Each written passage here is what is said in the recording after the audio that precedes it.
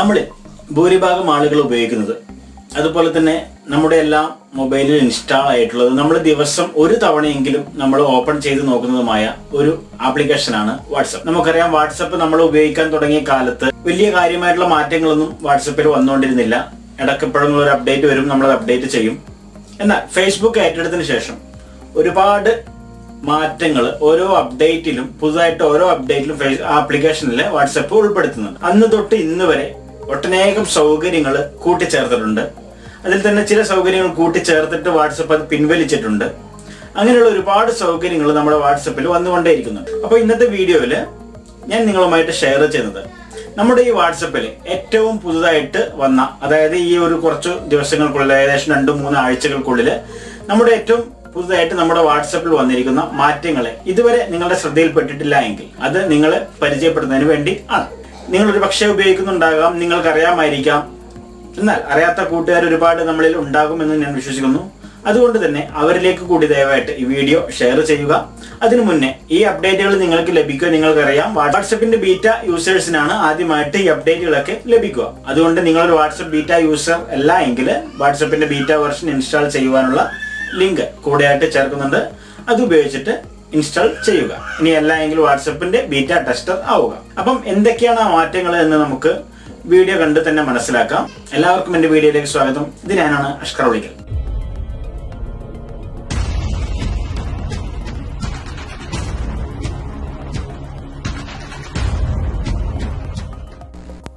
അപ്പം നമുക്ക് എന്തൊക്കെയാണ് അത് എന്ന് നോക്കിയാലോ. അപ്പം ഡൗൺലോഡ് ചെയ്യാനായിട്ട് ലിങ്ക് കൂടെ ചേർക്കുന്നുണ്ട്. അത് ഉപയോഗിച്ച് ഡൗൺലോഡ് ചെയ്ത് ഇൻസ്റ്റാൾ ചെയ്യുക. അപ്പോൾ ഞാനിപ്പോൾ ഇതിനകത്ത് ഫസ്റ്റ് കാണിക്കുന്നത് ഞാൻ അപ്ഡേറ്റ് ചെയ്യാത്ത ഒരു വെർഷനാണ്. അതായത് എൻ്റെ പഴയ വെർഷൻ വാട്സപ്പാണ്.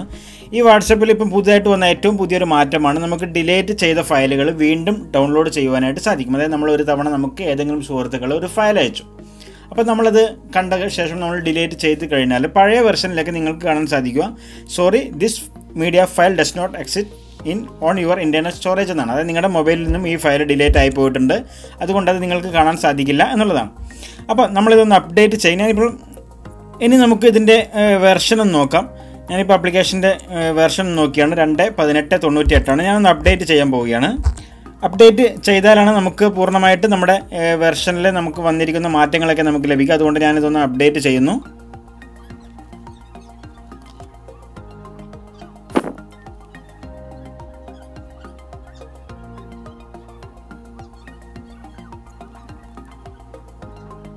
നോക്കുക, ഇത് ബീറ്റ വെർഷനാണ്. ഞാനിപ്പോൾ ഉപയോഗിക്കുന്നത് ബീറ്റ വെർഷനാണ് അപ്ഡേറ്റ് ചെയ്യുന്നത്. ഓക്കെ, ഇത് അപ്ഡേറ്റ് ആയിട്ടുണ്ട്. നമുക്കൊന്ന് ഓപ്പൺ ചെയ്യാം. ഒന്ന് സെറ്റിങ്സിൽ നിന്നും ഞാനൊന്ന് പോയിട്ട് ഇതിൻ്റെ വെർഷൻ ഒന്നുകൂടി നോക്കാം. ഇപ്പം 113 മാറിയിട്ടുണ്ട്. ഇനി നമുക്ക് വന്നിരിക്കുന്ന മാറ്റങ്ങളൊന്ന് നമുക്ക് നോക്കാം. ഓക്കെ, ഞാനിപ്പം ഒരു ഡൗൺലോഡ് നേരത്തെ നോക്കുക, നമുക്ക് നേരത്തെ നമ്മൾക്ക് കാണുന്ന സമയത്ത് നമുക്ക് ഇതുപോലെ ഡൗൺലോഡ് ബട്ടൺ ഉണ്ടായിരുന്നില്ല. പക്ഷേ ഇപ്പോൾ നോക്കുക, നമുക്ക് ഡൗൺലോഡ് ചെയ്തിട്ട് ആ ചിത്രം തന്നെ നമുക്ക് വീണ്ടും കാണുവാനായിട്ട് സാധിക്കും. അതായത് നമ്മൾ എത്ര തവണ ഇത് ഡിലീറ്റ് ചെയ്താലും, നമ്മുടെ ഗാലറിയിൽ നിന്നും ഡിലീറ്റ് ചെയ്താലും നമുക്ക് ആ ചിത്രം ഇതുപോലെ വീണ്ടും ഡൗൺലോഡ് ചെയ്യുവാനായിട്ടുള്ള സൗകര്യമാണ് പുതുതായിട്ട് വന്നിരിക്കുന്നത്. ഇനി അടുത്ത ഒരു സൗകര്യമാണ് ഗ്രൂപ്പിലുള്ള ആളുകൾക്ക് ഉള്ള ഒരു സൗകര്യം. ഇപ്പം ഒരു ഗ്രൂപ്പാണിത്. ഈ ഗ്രൂപ്പിൽ ഞാനിപ്പം മെമ്പറാണ്. പക്ഷേ ഞാൻ ഇതിനകത്ത് ഒരു അഡ്മിൻ അല്ല, എൻ്റെ വേറെ നമ്പറാണ് ഇപ്പോൾ അഡ്മിൻ ആയിട്ടുള്ളത്. ഞാൻ ജസ്റ്റ് എന്നെ ഒന്ന് അഡ്മിൻ ആക്കുകയാണ്. അതുവഴി ഞാനൊന്ന് അഡ്മിൻ ആക്കാം. ഇപ്പം നോക്കാം, ഞാനിപ്പം അഡ്മിൻ ആയിട്ടുണ്ട്. ഇനിയിപ്പം ഈ ഗ്രൂപ്പ് ഉണ്ടാക്കിയത് മൈ ഐഡിയ 2 എന്നുള്ള നമ്പർ ഉപയോഗിച്ചിട്ടാണ്. ഞാനിപ്പോൾ ഇതിനകത്ത് അഡ്മിനാണ്. അപ്പം എനിക്ക് ഈ മൈ ഐഡിയ 2 എന്നുള്ളതിനെ റിമൂവ് മൈ ഐഡിയ എന്ന് ഉപയോഗിച്ചിട്ട് ഞാൻ റിമൂവ് ചെയ്യാൻ പോവുകയാണ്. അതായത് അഡ്മിനെ റിമൂവ് ചെയ്യാൻ പോവുകയാണ്. ഓക്കെ എന്നുള്ള ബട്ടൺ ക്ലിക്ക് ചെയ്യുന്നു. ഇപ്പം നോക്കുക, നിങ്ങൾക്ക് cannot remove my idea 2 new because they are created this group. അതായത് നമ്മൾ ക്രിയേറ്റ് ചെയ്ത, നമ്മൾ അഡ്മിൻ ആയിരിക്കുന്ന ഒരു ഗ്രൂപ്പിൽ നിന്നും നമ്മളെ ഒരിക്കലും മറ്റൊരാൾക്ക് റിമൂവ് ചെയ്യുവാനായിട്ട് സാധിക്കില്ല. അത് മറ്റൊരു അഡ്മിനും നമുക്ക് റിമൂവ് ചെയ്യുവാനായിട്ട് സാധിക്കില്ല എന്നുള്ളതാണ് അതിൻ്റെ പ്രത്യേകത. മറ്റൊരു അപ്ഡേറ്റ് ആണത്. വളരെ യൂസ്ഫുൾ ആയിട്ടൊരു അപ്ഡേറ്റ് ആണ്. പിന്നെ മറ്റൊരു അപ്ഡേറ്റ് ആണ്, നമ്മളെന്തെങ്കിലും റെക്കോർഡ് ചെയ്യുന്ന സമയത്ത് നമുക്ക് ഇതുപോലെ ഹോൾഡ് ചെയ്ത് പിടിച്ചിട്ട് തന്നെ നമ്മൾ റെക്കോർഡ് ചെയ്യണമായിരുന്നു. എന്നാൽ നമുക്കിപ്പോൾ വന്നിരിക്കുന്ന ഏറ്റവും പുതിയ അപ്ഡേറ്റ്, ഇത് iOS കുറച്ച് കാലങ്ങൾക്ക് മുന്നേ വന്നതാണ്.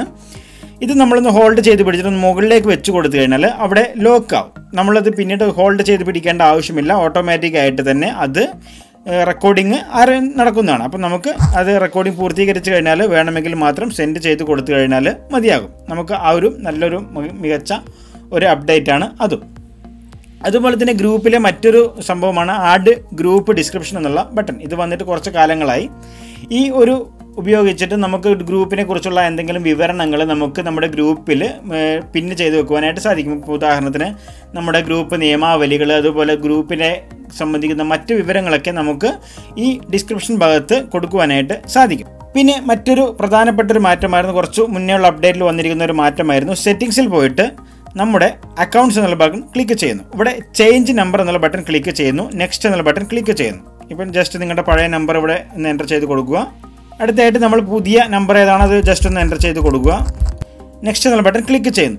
അപ്പം നിങ്ങൾക്ക് ഇവിടെ ആയിട്ട് നിങ്ങൾ നമ്പർ മാറ്റുന്ന സമയത്ത് ഓട്ടോമാറ്റിക്കായിട്ട് നിങ്ങളുടെ കോൺടാക്റ്റ് ലിസ്റ്റിലുള്ള ആളുകൾക്ക് ഒരു നോട്ടിഫിക്കേഷൻ പോകും. അതായത് നമ്പർ മാറ്റി എന്ന് പറഞ്ഞിട്ട് ഇപ്പോൾ നിങ്ങൾക്ക് ഓൾ കോൺടാക്റ്റ് കൊടുക്കാം, ഇനി അല്ലെങ്കിൽ നിങ്ങൾ ചാറ്റ് ചെയ്യുന്ന ആളുകൾക്ക് മാത്രമായിട്ട് കൊടുക്കാം. ഇനി കസ്റ്റം എന്നുള്ള ബട്ടൺ ക്ലിക്ക് ചെയ്തിട്ട് നിങ്ങൾക്ക് തിരഞ്ഞെടുക്കുന്ന വ്യക്തികൾക്ക് മാത്രമായിട്ട് കൊടുക്കുവാനായിട്ട് സാധിക്കും. അതായത് അവർക്ക് ഒരു നോട്ടിഫിക്കേഷൻ, നിങ്ങൾ നമ്പർ ചേഞ്ച് ചെയ്തു എന്ന് പറഞ്ഞിട്ട് ഒരു നോട്ടിഫിക്കേഷൻ പോകുന്ന ഒരു അപ്ഡേറ്റും ഈ അടുത്തായിട്ട് വാട്സപ്പിൽ വന്നിട്ടുണ്ട്. പിന്നെ വാട്സപ്പിൽ വരുന്ന മെയിനായിട്ട് ഇപ്പം വരുന്നു എന്ന് പറയുന്ന ഒരു സംഭവമാണ് വികാർഡ് ഇൻഡെക്സിങ് എന്നുള്ളൊരു ഫീച്ചർ. അതുപോലെ തന്നെ വാട്സപ്പിൻ്റെ റിക്വസ്റ്റ് മണി, അതായത് വാട്സപ്പിൽ നിങ്ങൾക്കറിയാം പണം അയക്കുവാനുള്ള സൗകര്യം ലഭ്യമായിരുന്നു.